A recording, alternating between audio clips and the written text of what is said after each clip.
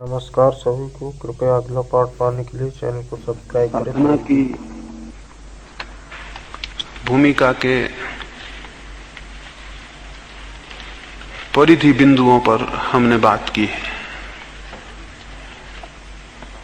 अब हम उसके केंद्रीय स्वरूप पर भी विचार करें। शरीर, विचार और भाव, इनकी शुद्धि और इनका शुद्ध स्वरूप उपलब्ध करना प्राथमिक भूमिका है।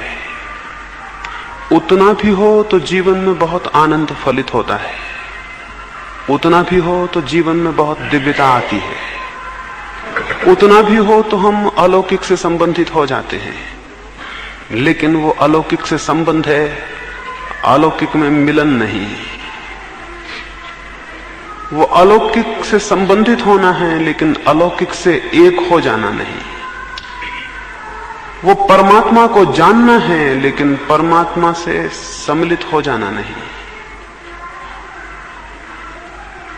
शुद्धि की भूमिका परमात्मा की तरफ उन्मुख करती है और परमात्मा पर दृष्टि को ले जाती है। उसके बाद शून्य की दृष्टि परमात्मा से मिलन कराती है और परमात्मा से एक कर देती है। पहली परिधि पर हम सत्य को जानते हैं, दूसरे केंद्र पर हम सत्य हो जाते हैं। अब हम उस दूसरी बात का विचार करें। पहले तत्व को मैंने शुद्धि कहा, दूसरे तत्व को शून्य कह रहा हूं। शून्य के भी तीन चरण होंगे: शरीर पर, विचार पर और भाव पर। शरीर की शून्यता। शरीर तादात्म्य का विरोध है। शरीर के साथ हमारा तादात्म्य है, एक आइडेंटिटी है। हमें ऐसा प्रतीत नहीं होता कि हमारा शरीर है, किसी तल पर हमें प्रतीत होता रहता है मैं शरीर हूं, मैं शरीर हूं। ये भाव विलीन हो जाए तो शरीर शून्यता घटित होगी। शरीर के साथ मेरा तादात्म्य टूट जाए तो शरीर शून्यता घटित होगी। सिकंदर जब भारत से वापस लौटता था तो उसने चाहा कि वो एक फकीर को भारत से ले जाए ताकि वो यूनान में दिखा सके कि फकीर, भारतीय फकीर कैसा होता है। यूं तो बहुत फकीर जाने को राजी थे, उत्सुक थे। सिकंदर आमंत्रित करे, शाही सम्मान से ले जाए तो कौन जाना पसंद ना करेगा। लेकिन जो जो उत्सुक थे, सिकंदर ने उन्हें ले जाना ठीक ना समझा, क्योंकि जो उत्सुक थे इससे ही जाहिर था कि वे फकीर नहीं थे। सिकंदर उस फकीर की कोशिश में रहा जिसे ले जाना अर्थ का हो। जब वो सीमांत प्रदेशों से वापस लौटता था तो एक फकीर का पता चला। लोगों ने कहा एक साधु है नदी के तट पर, अरण्य में, उसे ले जाएं। वो गया। उसने पहले अपने सैनिक भेजे और उस फकीर को कहलवाया। सैनिकों ने जाके कहा कि तुम्हारा धन्य भाग है। सैकड़ों ने निवेदन किया सिकंदर से कि हमें ले चलो। उसने भी किसी को चुना नहीं और महान सिकंदर की कृपा तुम्हारे ऊपर हुई है और उसने चाहा है कि तुम चलो, शाही सम्मान से तुम्हें यूनान ले जाएं। उस फकीर ने कहा, फकीर को ले जाने की ताकत किसी में भी नहीं है। सैनिक हैरान हुए। विजेता सिकंदर के सैनिक थे और एक नंगा फकीर ऐसा कहे। उन्होंने कहा भूल के ऐसे सब दोबारा मत निकालना, अन्यथा जीवन से हाथ खो बैठोगे। उस फकीर ने कहा जिस जीवन को हम छोड़ चुके उससे अब छुड़ाने वाला कोई भी नहीं है। और जाके अपने सिकंदर को कहो, उसको जाके कहो कि तुम्हारी ताकतें सब जीत लें, उसे नहीं जीत सकती हैं जिसने अपने को जीत लिया हो। कहा जाके कहो कि तुम्हारी ताकतें सब जीत लें, लेकिन उसे नहीं जीत सकती हैं जिसने अपने को जीत लिया हो। सिकंदर हैरान हुआ। ये बातें अजीब थी, लेकिन एक अर्थ में अर्थपूर्ण भी थी, क्योंकि फकीर से मिलना हो गया था। ऐसे आदमी की तलाश भी थी। सिकंदर खुद गया, उसके हाथ में नंगी तलवार थी, और उसने जाकर उस फकीर को कहा कि अगर नहीं गए तो शरीर से हम सिर को अलग कर देंगे। उसने कहा कर दो, जिस भांति तुम देखोगे कि तुमने शरीर से सिर अलग कर दिया, उसी भांति हम भी देखेंगे कि शरीर से सिर अलग कर दिया गया है। उसने कहा हम भी देखेंगे और हम भी दर्शक होंगे उस घटना के, लेकिन तुम हमें नहीं मार सकोगे, क्योंकि हम तो केवल दर्शक हैं। उसने कहा हम भी देखेंगे कि शरीर से सिर अलग कर दिया गया है, लेकिन इस भूल में मत रहना कि तुमने हमारा कुछ बिगाड़ा। जहां तक कोई कुछ बिगाड़ सकता है, वहां तक हमारा होना नहीं है। इसलिए कृष्ण ने कहा कि जिसे अग्नि ना जला सके, और जिसे बाण छेद ना सके, और जिसे तलवार तोड़ ना सके, वैसी कोई सत्ता, वैसी कोई अंतरात्मा हमारे भीतर है। जिसे अग्नि ना जला सके और जिसे बाण ना भेज सके, वैसी कोई अविच्छेद सत्ता हमारे भीतर है। उस सत्ता का बोध और शरीर से तादात्म्य का टूट जाना, ये भाव टूट जाना कि मैं देह हूं, शरीर की शून्यता है। इसे तोड़ने के लिए कुछ करना होगा, इसे तोड़ने के लिए कुछ साधना होगा, और शरीर जितना शुद्ध होगा उतनी आसानी से शरीर से संबंध विच्छिन्न हो सकता है। शरीर जितने शुद्ध स्थिति में होगा उतनी शीघ्रता से यह जाना जा सकता है कि मैं शरीर नहीं हूं। इसलिए वो शरीर शुद्धि भूमिका थी, शरीर शून्यता उसका चरम फल है। कैसे हम साधेंगे कि मैं शरीर नहीं हूं, यह अनुभव हो जाए। एक बात, उठते बैठते सोते जागते अगर हम थोड़ा स्मरण पूर्वक देखें, अगर थोड़ी राइट माइंडफुलनेस हो, अगर थोड़ी स्मृति हो शरीर की क्रियाओं के प्रति, तो पहला चरण शून्यता लाने का क्रमशः विकसित होता है। जब आप रास्ते पर चलते हैं तो जरा अपने भीतर गौर से देखें, वहां कोई ऐसा भी है जो नहीं चल रहा है। आप चल रहे हैं, आपके हाथ पैर चल रहे हैं, आपके भीतर कोई ऐसा तत्व भी है जो बिल्कुल नहीं चल रहा, जो मात्र आपके चलने को देख रहा है। जब हाथ पैर में दर्द हो, पैर पे चोट लग गई हो, तो जरा भीतर सजग होकर देखें, चोट आपको लग गई है या चोट देह को लगी है, और आप चोट को जान रहे हैं। जब कोई पीड़ा हो शरीर पर, तो जरा सजग होकर देखें कि पीड़ा आपको हो रही है, आप केवल पीड़ा के साक्षी हैं, पीड़ा के दर्शक हैं। जब भूख लगे तो स्मरण पूर्वक देखें, भूख आपको लगी है या देह को लगी है, और आप केवल दर्शक हैं। और जब कोई खुशी आए तो उसको भी देखें और अनुभव करें कि वो खुशी कहां घटित हुई है। जीवन के उठते बैठते चलते सोते जागते जो भी घटनाएं हैं, उन सब में एक स्मृति पूर्वक इस बात का विवेक और इस बात की निरंतर चेष्टा देखने की कि घटनाएं कहां घट रही हैं, वे मुझ पर घट रही हैं या मैं केवल देखने वाला हूं। हमारी आदतें तादात्म्य की घनी हैं। अगर आप एक फिल्म भी देखते हो, एक नाटक देखते हो, तो यह हो सकता है कि आप फिल्म या नाटक देखते हुए रोने लगे, यह हो सकता है कि आप हंसने लगे, यह हो सकता है कि जब प्रकाश जले भवन में तो आप चोरी से अपने आंसू पोंछ लें कि कोई देख ना ले, आप रोए।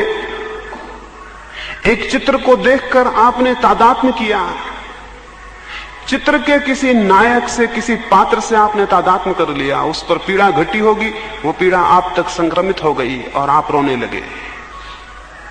मनुष्य के अंतस जीवन में भी शरीर पर जो घटित हो रहा है, चेतना उसे मुझ पर हो रहा है ऐसा मान के दुखी और पीड़ित है। सारे दुख का एक ही कारण है कि हमारा शरीर से तादात्म्य है, और सारे आनंद का भी एक ही कारण है कि शरीर से तादात्म्य विच्छिन्न हो जाए, हमें ये स्मरण आ जाए कि हम देह नहीं। तो उसके लिए सम्यक स्मृति, देह की क्रियाओं के प्रति सम्यक स्मृति, राइट अवेयरनेस, देह की क्रियाओं का सम्यक दर्शन, सम्यक निरीक्षण प्रक्रिया है। देह शून्यता आएगी देह के प्रति सम्यक निरीक्षण से। ये निरीक्षण करना जरूरी है। जब रात्रि बिस्तर पर सोने लगे तो ये स्मरण पूर्वक देखना जरूरी है कि मैं नहीं, मेरी देह बिस्तर पर जा रही है। और जब सुबह बिस्तर से उठने लगे तो स्मृति पूर्वक ये स्मरण रखना जरूरी है कि मैं नहीं, मेरी देह बिस्तर से उठ रही है। नींद मैंने नहीं ली है, नींद केवल देह ने ली है। और जब भोजन करें तो जाने कि भोजन केवल देह ने किया है।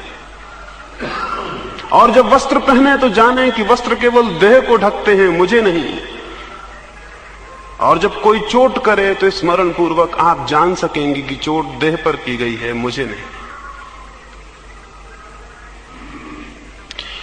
इस भांति सतत बोध को जगाते जगाते किसी क्षण विस्फोट होता है और तादात्म्य टूट जाता है।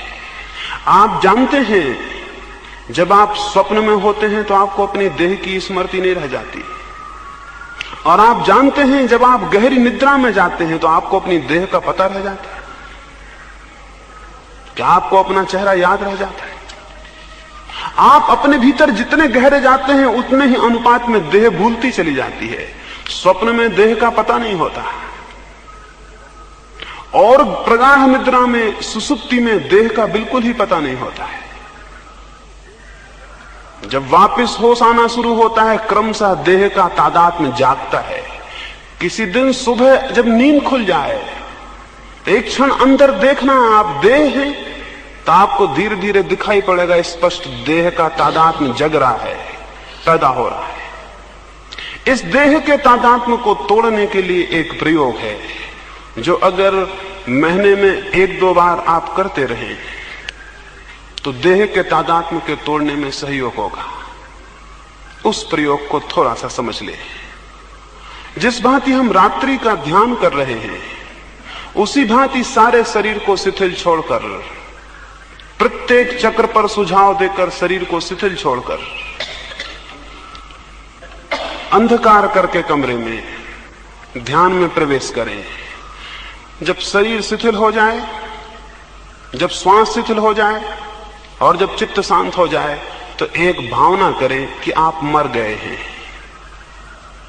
आपकी मृत्यु हो गई है। और स्मरण करें अपने भीतर कि अगर मैं मर गया हूं तो मेरे कौन से परिजन मेरे आसपास इकट्ठे हो जाएंगे। उन्हें, उनके चित्रों को अपने आसपास उठते हुए देखें। वे क्या करेंगे, उनमें कौन रोएगा, कौन चिल्लाएगा, कौन दुखी होगा, उन सबको बहुत स्पष्टता से देखें। वे सब आपको दिखाई पड़ने लगेंगे। फिर देखें कि मोहल्ले पड़ोस के और सारे परिजन इकट्ठे हो गए और उन्होंने लाश को आपकी उठा के अब अर्थी पर बांध दिया है। उसे भी देखें और देखें कि अर्थी भी चली और लोग उसे लेकर चले और उसे मरघट तक पहुंच जाने दें और उन्हें उसे चिता पर भी रखने दें। ये सब देखें। ये पूरा इमेजिनेशन है, ये पूरी कल्पना है। इस पूरी कल्पना को अगर थोड़े दिन प्रयोग करें तो बहुत स्पष्ट देखेंगे। और फिर देखें उन्होंने चिता पर आपकी लाश को भी रख दिया और लपटें उठी हैं और आपकी लाश विलीन हो गई। जब यह कल्पना इस जगह पहुंचे कि लाश विलीन हो गई और धुआं उड़ गया आकाश में और लपटें हवाएं हो गई और राख पड़ी है, तब एकदम से सजग होकर अपने भीतर देखें कि क्या हो रहा है। उस वक्त आप अचानक पाएंगे आप देह नहीं है। उस वक्त तादात्म्य एकदम टूटा हुआ हो जाएगा। इस प्रयोग को अनेक बार करने पर जब आप उठाएंगे, प्रयोग करने के बाद भी चलेंगे, बात करेंगे और आपको पता लगेगा आप देह नहीं है। इस अवस्था को हमने विदेह कहा है। इस अवस्था को, इस प्रक्रिया के माध्यम से जो जानता है अपने को, वो विदेह हो जाता है। अगर ये 24 घंटे सध जाए और आप चलें, उठें, बैठें, बात करें और आपको स्मरण हो कि आप देह नहीं है, तो देह शून्य हो गई। और ये देह शून्य हो जाना अद्भुत है, ये अद्भुत है, इससे अद्भुत कोई घटना नहीं है। देह का तादाद में टूट जाना सबसे अद्भुत है। देह शुद्धि, विचार शुद्धि और भाव शुद्धि के बाद जब देह की शून्यता का ये प्रयोग करेंगे तो ये निश्चित सफल हो जाता है और तब जीवन में बड़े अद्भुत परिवर्तन होने शुरू हो जाते हैं। आपकी सारी भूलें और सारे पाप देह से बंधे हुए हैं। आपने जीवन में एक भी भूल और एक भी पाप नहीं किया होगा जो देह से बंधा हुआ न हो। और अगर आपको स्मरण हो जाए कि आप देह नहीं है तो जीवन से कोई भी विकृति के उठने की संभावना शून्य हो जाएगी। तब अगर कोई आपको तलवार भोंक दे तो आप देखेंगे उसने देह में तलवार भोंक दी और आपको कुछ भी पता नहीं चलेगा कि आपको कुछ हुआ। आप अस्पर्शित रह जाएंगे। उस वक्त आप कमल के पत्ते की तरह पानी में होंगे। उस वक्त जब देह शून्यता का बोध होगा तब आप स्थिति प्रज्ञ की भांति जीवन में जिएंगे। तब बाहर के कोई आवर्त, बाहर के कोई तूफान और आंधियां आपको नहीं छू सकेंगी, क्योंकि वे केवल देह को छूती हैं। उनके संघात केवल देह तक होते हैं, उनकी चोटें केवल देह तक पड़ती हैं। लेकिन भूल से हम समझ लेते कि वो हम पर पड़ी, इसलिए हम दुखी और पीड़ित और सुखी और सब होते हैं। ये आंतरिक साधना का, केंद्रीय साधना का पहला चरण है कि हम देह शून्यता को साधें। ये सध जाना कठिन नहीं है। जो प्रयास करते हैं वे निश्चित सफल हो जाते हैं। दूसरा तत्व आंतरिक साधना का विचार शून्यता है। जिस भांति मैंने कहा कि सम्यक निरीक्षण से देह शून्यता घटित होती है, उसी तरह विचार के सम्यक निरीक्षण से विचार शून्यता घटित होती है। इस आंतरिक साधना का मूल तत्व सम्यक निरीक्षण है, राइट ऑब्जर्वेशन है। इन तीनों चरणों में शरीर पर, विचार पर और भाव पर सम्यक स्मरण और सम्यक निरीक्षण, देखना।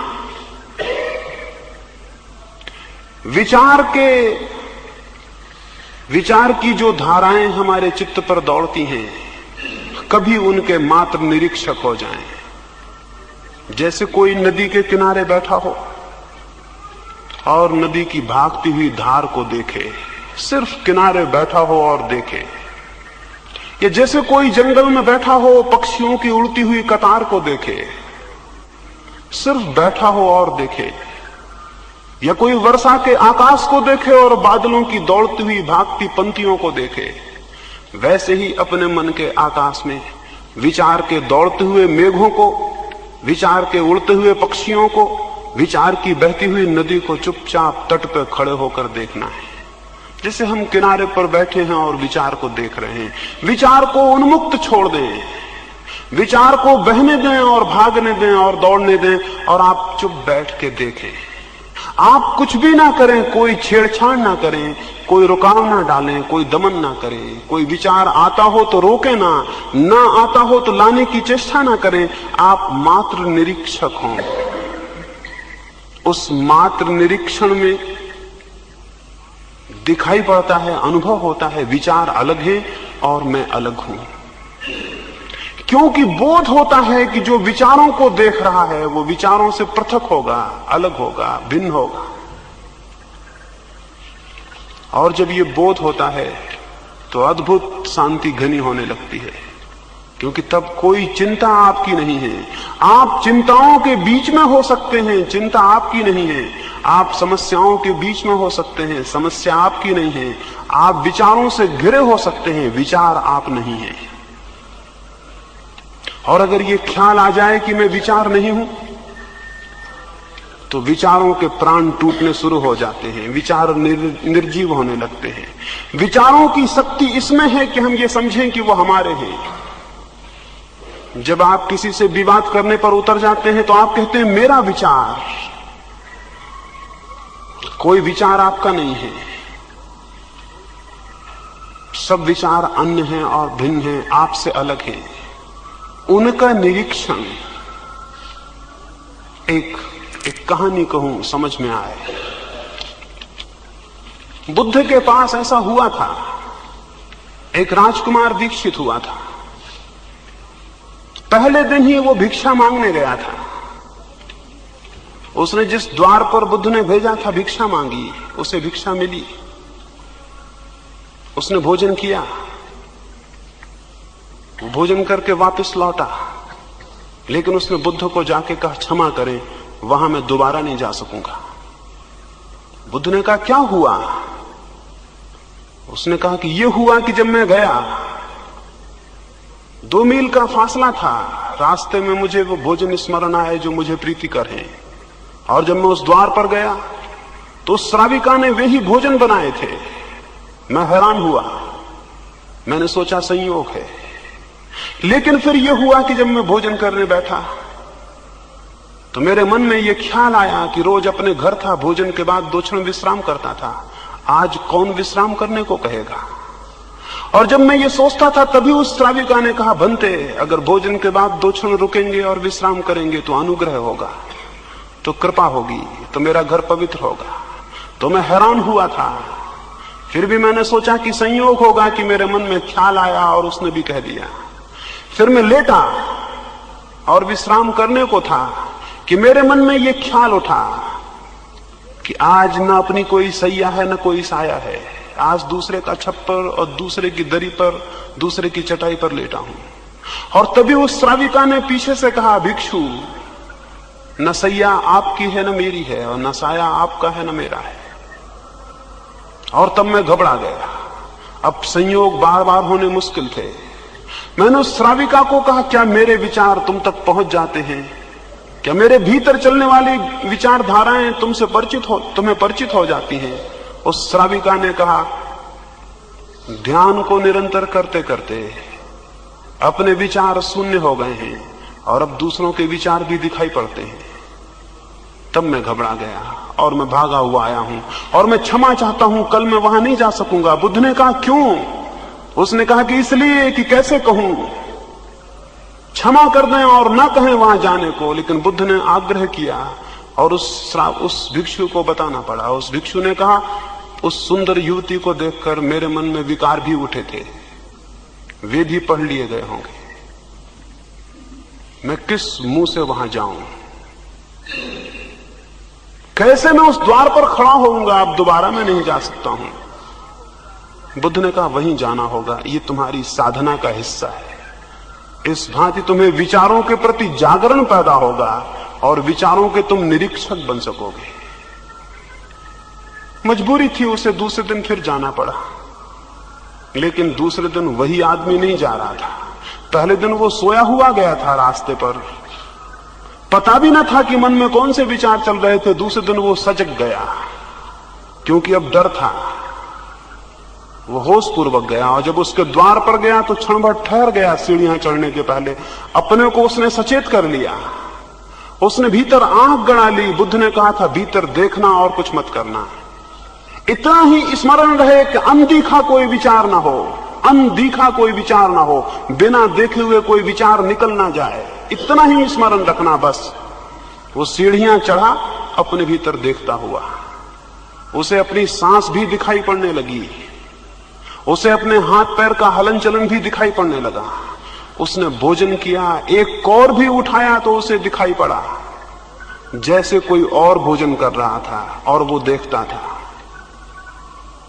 जब आप दर्शक बनेंगे अपने ही, तो आपके भीतर 2 तत्व हो जाएंगे, एक जो क्रियमान है और एक जो केवल साक्षी है। आपके भीतर 2 हिस्से हो जाएंगे, एक जो करता है और एक जो केवल दृष्टा है। उस घड़ी उसने भोजन किया, लेकिन भोजन कोई और कर रहा था और देख कोई और रहा था। और हमारा मुल्क कहता है और सारे दुनिया के जिन लोगों ने जाना है वे कहते हैं कि जो देख रहा है वो आप हैं और जो कर रहा है वो आप नहीं है। उसने देखा, वो हैरान हुआ, वो नाचता हुआ वापस लौटा और उसने बुद्ध को जाके कहा, धन्य है, मुझे कुछ मिल गया। दो अनुभव हुए हैं। एक तो यह अनुभव हुआ कि जब मैं बिल्कुल सजग हो जाता था तो विचार बंद हो जाते थे।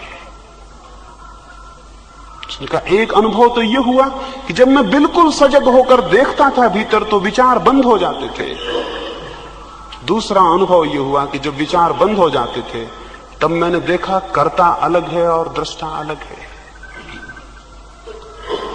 बुद्ध ने कहा इतना ही सूत्र है, जो इसे साध लेता है वो सब साध लेता है। विचार के दृष्टा बनना है, विचारक नहीं, स्मरण रहे, विचारक नहीं, विचार के दृष्टा। इसलिए हम अपने ऋषियों को दृष्टा कहते हैं, विचारक नहीं। महावीर विचारक नहीं है, बुद्ध विचारक नहीं है, ये दृष्टा है। विचारक तो बीमार आदमी है। विचार वे करते हैं जो जानते नहीं हैं, जो जानते हैं वे विचार नहीं करते, वे देखते हैं, उन्हें दिखाई पड़ता है, उन्हें दर्शन होता है। और दर्शन की पद्धति अपने भीतर विचार का निरीक्षण है। तो उठते बैठते सोते जागते अपने भीतर जो भी विचार की धारा चलती हो उसे देखें और किसी भी विचार के साथ तादात्म्य ना करें कि इस विचार के साथ में एक हो गया। विचार को अलग चलने दें, आप अलग चलें। आपके भीतर दो धाराएं होनी चाहिए। साधारण आदमी के भीतर एक धारा होती है, मात्र विचार की। साधक के भीतर दो धाराएं होती हैं, विचार की और दर्शन की। साधक के भीतर दो पैरेलल, दो समानांतर धाराएं होती हैं, विचार की और दर्शन की। सामान्य आदमी के भीतर एक धारा होती है, मात्र विचार की। और सिद्ध के भीतर भी एक ही धारा होती है, मात्र दर्शन की। इसे समझ लें, साधारण आदमी के भीतर एक धारा होती है विचार की, दर्शन सोया हुआ होता है। साधक के भीतर दो धाराएं होती हैं समानांतर, विचार की और दर्शन की। सिद्ध के भीतर भी एक ही धारा रह जाती है, दर्शन की। विचार मृत हो जाता है। तो हमें विचार से दर्शन तक पहुंचना है तो हमें विचार और दर्शन की समानांतर साधना करनी होगी। अगर विचार से दर्शन तक पहुंचना है तो हमें विचार की और दर्शन की समानांतर साधना करनी होगी। उसको मैं सम्यक निरीक्षण कह रहा हूं, उसको सम्यक स्मृति कह रहा हूं, उसको महावीर ने विवेक कहा है।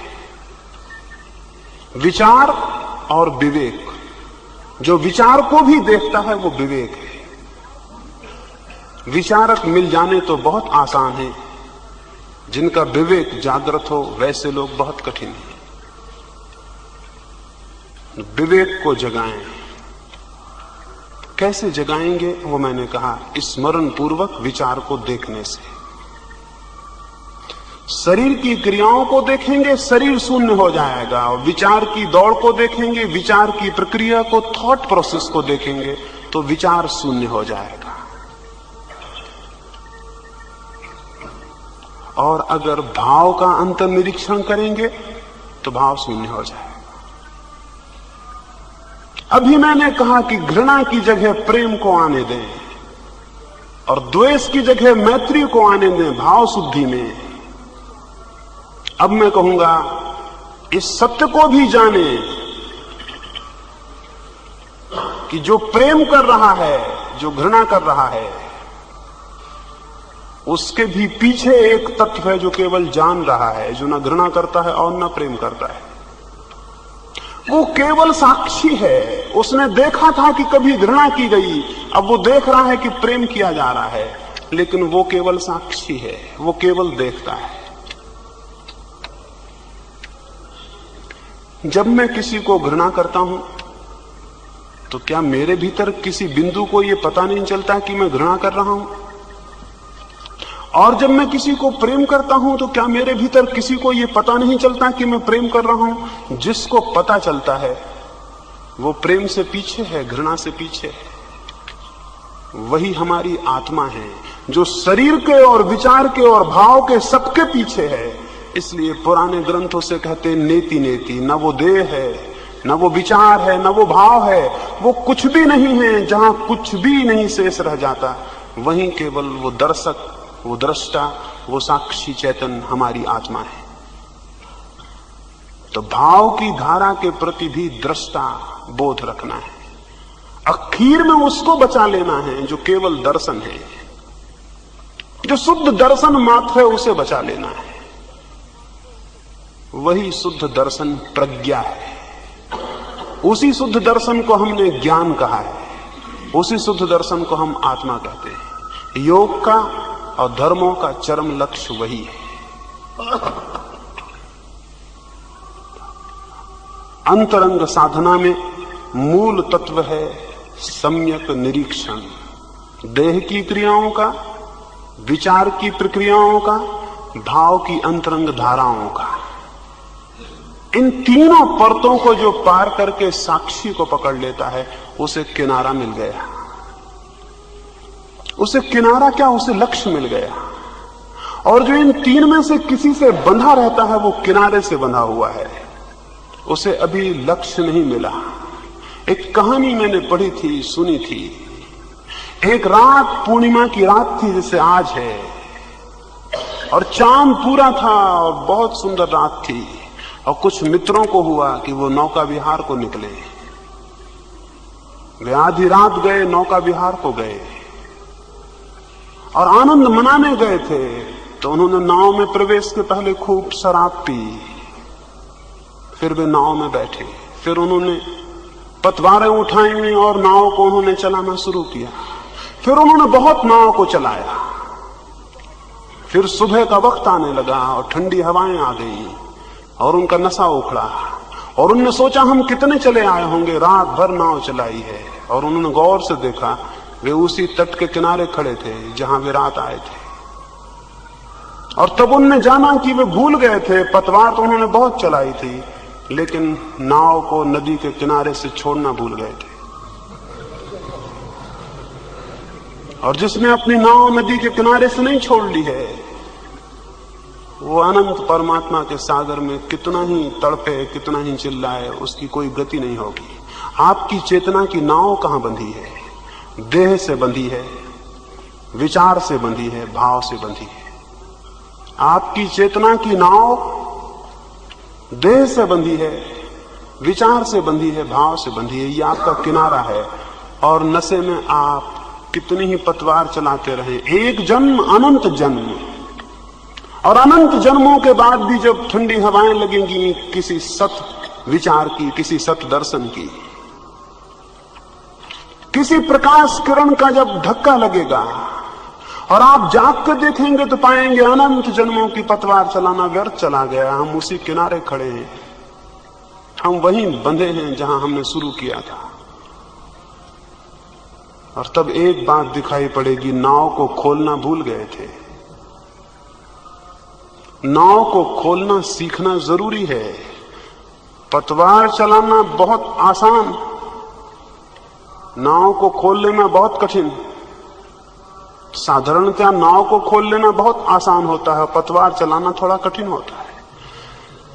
बाकी जीवन की धारा में नाव को खोल लेना नदी से बहुत कठिन, पतवार चलाना बहुत सरल। बल्कि अगर हम यूं कहें, रामकृष्ण ने एक दफा कहा था, तुम अपनी नाव तो खोलो, अपने पाल तो खोल दो, और परमात्मा की हवाएं तुम्हें ले जाएंगी, तुम्हें पतवार भी नहीं चलानी होगी। तो ठीक ही कहा था। अगर हम नाव ही खोल लें तो हवाएं बह रही हैं परमात्मा की, और वो हमें ले जाएंगी और उन दूर दिगंत के गंतव्यों तक पहुंचा देंगी जहां पहुंचे बिना कोई आदमी आनंद को उपलब्ध नहीं होता। लेकिन नाव को खोल लेना, अंतरंग साधना में हम नाव खोलते हैं। वे रात वो मित्र नाव खोल क्यों नहीं सके? उस रात वे नशे में थे, मूर्छा में थे। सुबह जब ठंडी हवाएं लगी और मूर्छा गई तो उन्होंने पाया कि नाव बंधी है। मैंने कहा सम्यक निरीक्षण मूर्छा का विरोध है। हम मूर्छा में हैं, इसलिए नाव को बांधे हुए हैं शरीर से, विचार से और भाव से। अगर सम्यक निरीक्षण की ठंडी हवाएं लगें और हम सजग हो जाएं, तो नाव को खोल लेना कठिन नहीं है। मूर्छा नाव को बांधे हुए है, अमूर्छा नाव को छोड़ देगी। अमूर्छा का उपाय सम्यक निरीक्षण, राइट अवेयरनेस समस्त क्रियाओं की। अंतरंग साधन एक ही है, सम्यक स्मरण, सम्यक स्मृति, सम्यक विवेक, सम्यक होश, अमूर्छा, इसे स्मरण रखें। ये सर्वाधिक महत्वपूर्ण है और इसका सतत प्रयोग करें और इसका निरंतर प्रयोग करें। 3 शुद्धियां, 3 शून्यताएं यदि घटित हो जाएं, 3 शुद्धियां 3 शून्यता को लाने में सहयोगी हैं। 3 शून्यताएं आ जाएं तो परिणाम में समाधि उत्पन्न होती है।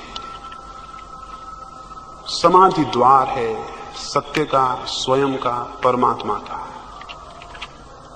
जो समाधि में जागता है उसे संसार मिट जाता है। मिट जाने का अर्थ ये नहीं कि दीवारें मिट जाएंगी और आप मिट जाएंगे। मिट जाने का ये अर्थ, ये दीवारें न रह जाएंगी और आप न रह जाएंगे। मिट जाने का ये अर्थ, जब पत्ता हिलेगा तो पत्ता ही नहीं, वो प्राण भी दिखेगा जो पत्ते को हिलाता है। और जब हवाएं बहेंगी तो हवाएं ही नहीं दिखेंगी, वे सत्ताएं भी दिखेंगी जो हवाओं को बहाती हैं। और तब मिट्टी में कण कण में भी केवल मृण में ही नहीं दिखेगा, चिन्मय के भी दर्शन होंगे। संसार मिट जाएगा इस अर्थों में कि परमात्मा प्रकट हो जाएगा। परमात्मा संसार को बनाने वाला नहीं है। आज कोई मुझसे पूछता था किसने बनाया, हम पहाड़ के पास थे वहां घाटियों के, और कोई पूछता था ये घाटियां और ये दरख्त ये किसने बनाए। ये हम तब तक पूछेंगे कि किसने बनाए जब तक हम जानते नहीं। और जब हम जानेंगे तो हम ये ना पूछेंगे कि किसने बनाए, हम जानेंगे ये स्वयं बनाने वाला है। क्रिएटर कोई भी नहीं है, सृष्टा कोई भी नहीं है। सृष्टि ही सृष्टा है जब दर्शन होता है, जब दिखाई पड़ता है कि क्रिएशन ही क्रिएटर हो जाता है। ये जो चारों तरफ व्याप्त जगत है यही परमात्मा हो जाता है। संसार के विरोध में परमात्मा नहीं मिलता, संसार का बोध विसर्जित होता है, परमात्मा उपलब्ध हो जाता है।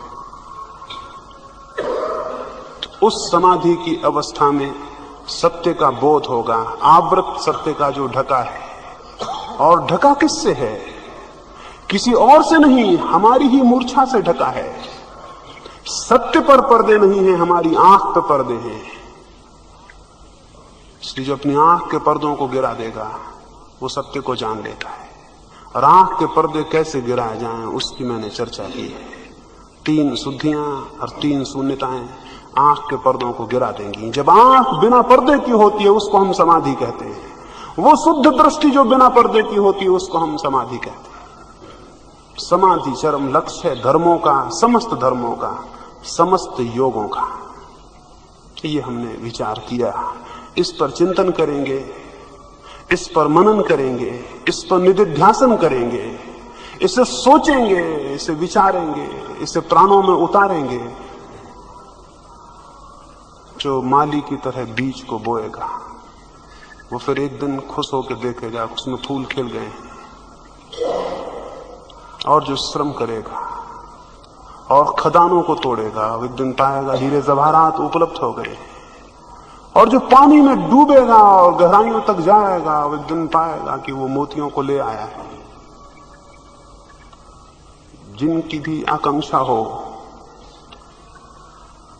और जिनके भी पुरुषार्थ को लगता हो कि कोई चुनौती है,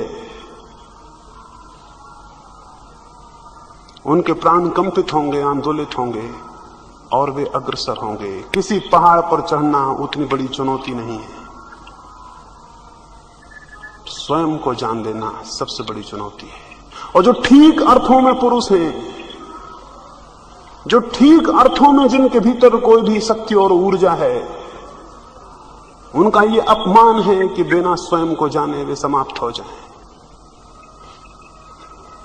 प्रत्येक के भीतर ये संकल्प भर जाना चाहिए कि मैं सत्य को जानकर रहूंगा, स्वयं को जानकर रहूंगा, समाधि को जानकर रहूंगा। इस संकल्प को साधकर और इन भूमिकाओं को प्रयोग करके आप भी सफल हो सकते हैं, कोई भी सफल हो सकता है। ये बात आप विचार करेंगे। अब हम रात्रि के ध्यान के लिए बैठेंगे। रात्रि के ध्यान के संबंध में फिर थोड़ा सा आपको कह दूं। कल मैं आपको बताया शरीर में 5 चक्रों की बात कही। उन 5 चक्रों से बंधे हुए अंग हैं। उन चक्रों को यदि हम शिथिल करें और शिथिल होने का भाव करें तो वे अंग उनके साथ साथ शिथिल हो जाते हैं। पहला चक्र है मूलाधार। जननेंद्रिय के निकट मूलाधार की धारणा करेंगे कि मूलाधार चक्र है और उस चक्र को हम शिथिल होने का आदेश देंगे कि मूलाधार शिथिल हो जाओ। पूरे मन से और पूरी आज्ञा देनी चाहिए कि मूलाधार शिथिल हो जाओ। आप सोचेंगे हमारे कहने से क्या होगा? आप सोचते होंगे हम कहेंगे पैर शिथिल हो जाओ। पैर शिथिल कहते हो कैसे हो जाएंगे? हम कहेंगे कि शरीर जड़ हो जाओ। शरीर जड़ कैसे हो जाएगा? आप थोड़े सोच समझ के अगर हो तो इतना आपको ख्याल नहीं आता। जब आप कहते हैं हाथ रुमाल उठाओ तो हाथ रुमाल कैसे उठाता है? और जब आप कहते हैं पैर चलो तो पैर चलते कैसे हैं? और जब आप कहते हैं कि पैर मत चलो तो पैर रुक कैसे जाते हैं? ये शरीर का अणु अणु आपकी आज्ञा मानता है। अगर ये आज्ञा न माने तो शरीर चल ही नहीं सकता। आप आंखों से कहते हैं बंद हो जाओ तो आंखें बंद हो जाती है। भीतर विचार होता है कि आंख बंद हो जाए और आंख बंद हो जाती है। क्यों? विचार में और आंख में कोई संबंध नहीं होगा। नहीं तो आप भीतर बैठे सोच रहे हैं कि आंख बंद हो जाए और आंख बंद नहीं हो रही, और आप सोच रहे हैं कि पैर चलो, पैर बैठे हुए। मन जो कहता है वो तत्क्षण शरीर तक पहुंच जाता है। अगर हमको थोड़ी समझ हो तो हम शरीर से कुछ भी करवा सकते हैं। ये जो हम करवा रहे हैं केवल प्राकृतिक है। लेकिन क्या आपको पता है कि ये भी एकदम प्राकृतिक नहीं है? इसमें भी सुझाव काम कर रहे हैं। क्या आपको पता है अगर एक आदमी के बच्चे को जानवरों के बीच पाला जाए तो वो सीधा खड़ा होगा? वैसी घटनाएं घटी। वहां पीछे लखनऊ के पास जंगलों में एक घटना घटी। एक लड़का पाया गया जिसे भेड़ियों ने पाला। भेड़ियों का शौक है कि बच्चों को गांव से उठा ले जाना, और कभी कभी भेड़ियों उनको पाल भी लेते हैं। ऐसा जमीन पर कई घटनाएं घटी हैं। अभी पिछले 4 वर्ष पहले जंगल से 14-15 वर्ष का लड़का लाया गया जो भेड़ियों ने पाला। छोटे बच्चों को गांव से उठा ले गए और फिर उन्होंने उसको दूध पिलाया और पाल लिया। वो 14 वर्ष का लड़का बिल्कुल भेड़िया था। वो 4 हाथ पैर से चलता था, सीधा खड़ा नहीं होता था, और वो भेड़ियों की तरह आवाज निकालता था और खूंखार था और खतरनाक था। और आदमी को पा जाए तो कच्चा खा सकता था, लेकिन वो कोई भाषा नहीं बोलता था। 15 वर्ष का बच्चा भाषा क्यों नहीं बोलता? और अगर आप उससे कहें कि बोलो, बोलने की कोशिश करो तो भी क्या करेगा? और 15 वर्ष का बच्चा सीधा खड़ा क्यों नहीं होता? उसे सुझाव नहीं मिले सीधे खड़े होने के, उसे ख्याल नहीं मिला सीधा खड़े होने का। जब आपके घर में छोटा बच्चा पैदा होता है, आपको सबको चलते देख के उसे ये सुझाव मिलता है कि चला जा सकता है। उसे ये ख्याल मिलता है कि 2 पैर पर सीधा खड़ा हुआ जा सकता है। ये विचार उसको मिल जाता है, ये उसके अंतश्चेतन में प्रविष्ट हो जाता है, और तब वो चलने की हिम्मत करता है और कोशिश करता है, और सब तरफ लोगों को चलते देखता है तो हिम्मत बढ़ती है और वो धीरे धीरे चलना शुरू कर देता है। दूसरों को बोलते देखता है तो उसे ख्याल होता है कि बोला जा सकता है, और फिर वो चेष्टा करता है और उसकी वे ग्रंथियां जो बोल सकती हैं सक्रिय हो जाती हैं।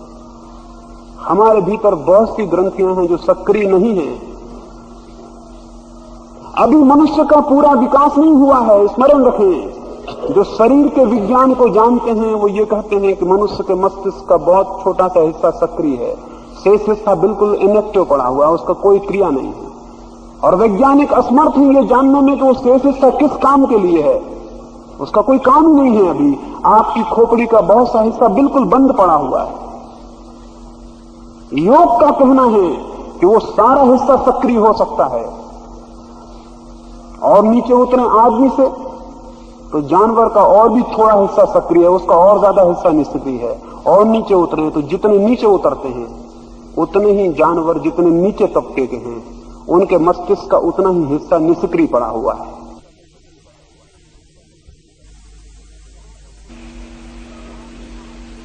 काश हम महावीर और बुद्ध का दिमाग खोल पाते तो हम पाते तो उनका सारा हिस्सा सक्रिय है, उसमें निष्क्रिय कुछ भी नहीं है। उनका पूरा मस्तिष्क काम कर रहा है पूरा, और हमारा छोटा छोटा टुकड़ा काम कर रहा है। अब जो शेष काम नहीं कर रहा है उसके लिए सजग करना होगा, सुझाव देने होंगे, चेष्टा करनी होगी। योग ने चक्रों के माध्यम से मस्तिष्क के उसी हिस्से को सक्रिय करने के उपाय किए हैं। योग विज्ञान है, और एक वक्त आएगा कि दुनिया का सबसे बड़ा विज्ञान योग ही होगा। ये जो 5 चक्रों की मैंने बात कही, इन 5 चक्रों पर ध्यान को केंद्रित करके सुझाव देने से वे अंग तत्क्षण शिथिल हो जाएंगे। मूलाधार को हम सुझाव देंगे और साथ में भाव करेंगे कि पैर शिथिल हो रहे हैं, पैर शिथिल हो जाएंगे। फिर ऊपर बढ़ेंगे, नाभि के पास स्वाधिष्ठान चक्र को सुझाव देंगे और नाभि के आसपास का सारा यंत्र जाल शिथिल हो जाएगा। फिर और ऊपर बढ़ेंगे, हृदय के पास अनाहत चक्र को सुझाव देंगे, हृदय का सारा संस्थान शिथिल हो जाएगा। फिर और ऊपर बढ़ेंगे और आंखों के बीच आज्ञा चक्र को सुझाव देंगे तो चेहरे के सारे स्नायु शिथिल हो जाएंगे। और ऊपर बढ़ेंगे और चोटी के पास सहस्त्रार चक्र को सुझाव देंगे तो मस्तिष्क की सारी अंतस की अंदरूनी सारा का सारा यंत्र शिथिल होकर शांत हो जाएगा। इसको जितनी परिपूर्णता से भाव करेंगे उतनी परिपूर्णता से ये बात घटित होगी, और कुछ दिन निरंतर अभ्यास करने से परिणाम आने शुरू होंगे। अगर जल्दी परिणाम ना आए तो घबराना नहीं, अगर बहुत जल्दी कुछ घटित ना हो तो कोई बेचैन होने की बात नहीं है। साधारण सी चीजें हम सीखते हैं, वर्षों लग जाते हैं। जो आत्मा को सीखने को उत्सुक हो उसे जन्म भी लग जाए तो थोड़ा समय है। तो बहुत संकल्प से, बहुत प्रतीक्षा से और बहुत शांति से प्रयोग करने से परिणाम अवश्यंभावी है। इन 5 चक्रों को सुझाव देकर शरीर को शिथिल करेंगे, फिर श्वास को शिथिल करने के लिए मैं कहूंगा तो उसे ढीला छोड़ देंगे, और मैं कहूंगा श्वास शांत हो रही तो भाव करेंगे, फिर अंत में मैं कहूंगा विचार शून्य हो रहे, मन शून्य हो रहा।